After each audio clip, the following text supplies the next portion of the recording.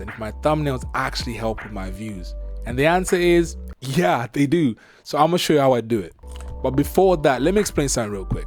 Click through rate. Quick explanation: if somebody's scrolling through YouTube and your thumbnail and title is shown, that's an impression. But when it's clicked, it's added to your CTR. So for an example, if you have a 10% CTR, which is considered good CTR, for every single 10 people your thumbnail and your title is shown to, one person clicks on your video and watches your video. So now the question is, how do we get the CTR up? Title, but one of the things that people overlook is your thumbnail. I'm gonna show you how I went from this to this. From 4% to 12%. That's a 3x boom, bro. So I'm gonna show you how I make my thumbnails, and I always just make them appealing. Let's go.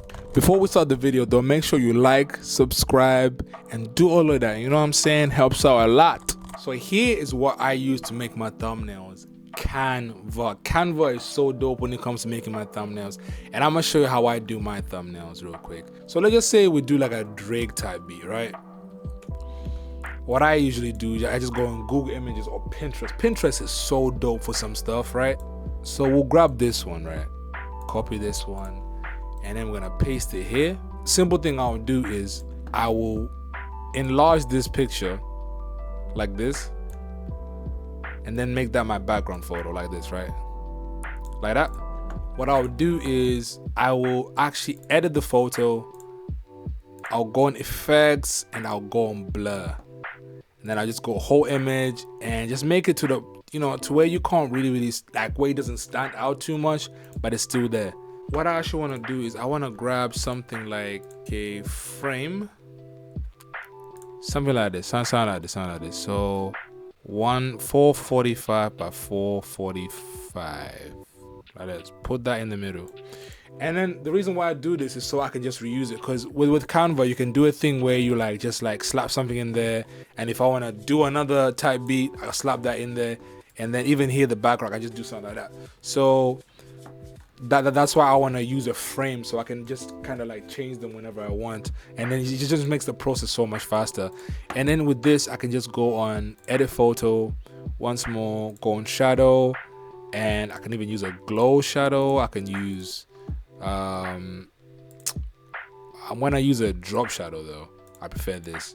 So now I got this, I want to kind of put like a film kind of thing on top of it, so like a plastic kind of texture, something like this, so it kind of looks like a vinyl kind of thing. Maybe even this actually. Hold on. So we got something like this here, and we wanna